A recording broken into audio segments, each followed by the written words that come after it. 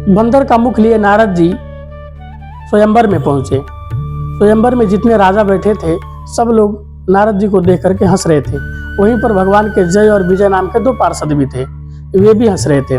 नारद जी ने सोचा कि मेरा सुंदर मुख इनको देखा नहीं जा रहा है, इसलिए लोग हंस रहे हैं। इतने में कन्या आई, उसने नारद जी को देखा तो क्रोधित हो गई।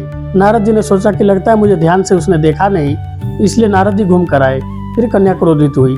इतने में भगवान विष्णु आए और वरमाला उनको माया रूपी कन्या ने पहनाया और भगवान विष्णु उनको लेकर के अंतर्ध्यान हो गए।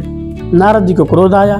जय और विजय नाम के जो पार्षद हंस रहे थे उनको भगवान ने नारद जी ने श्राप दे दिया कि जाओ तुम राक्षस बन जाओ, मुझे देख करके अट्टहास कर रहे हो, अट्टहास करने वाले राक्षस बन जाओ। नारद जी क्रोध में ही भगवान विष्णु के लोक में पहुंचे और भगवान विष्णु से उन्होंने क्रोध भरे शब्दों में उल्टे सीधे शब्द बोलने लगे। नारद जी ने कहा कि जिस कन्या के लिए मैं तड़प रहा हूँ, रो रहा हूँ, वही कन्या के लिए तुम त्रेता युग में जाओ और रोओगे, तड़पोगे, तब जाकर के मेरे दुख का एहसास होगा और जो मुख आपने मुझे दिया है यही मुख आपकी सहायता करेगा। तब जाकर के आपको पता चलेगा कि कन्या के लिए कोई तड़पता है तो क्या होता है, दर्द क्या होता है।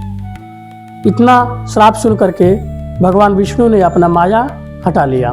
नारद जी के ऊपर से जैसे ही माया हटा, नारद जी को चेतना हो गई। नारद जी ने सोचा कि मैंने तो गलती कर दिया है। भगवान विष्णु के चरणों में लेट करके रोने लगे। भगवान ने कहा कि जो कुछ भी हुआ वो मेरी इच्छा के अनुसार ही हुआ है। और कलयुग त्रेता युग में आए भगवान और राम जी बन करके आए। सीता मैया के लिए उन्होंने वन में रोया था नारद जी के श्राप को सत्य करने के लिए। कहा जाता है कि भगवान से नारद जी ने एक शब्द बोला था कि जेहि विधि होई नाथ हित मोरा करऊं सुबेगी दास में तोरा। अर्थात भगवान ने, नारद जी ने कहा था भगवान से कि जिस प्रकार मेरा कल्याण हो वही आप कार्य करिए, क्योंकि मैं आपका दास हूँ। तो नारद जी का कल्याण इसी में था कि वो विवाह कन्या से न करें या उनका अहंकार टूट जाए, इसलिए भगवान ने उनका कहा माना और उनका कहना कर दिया। राधे राधे, जय श्री राम।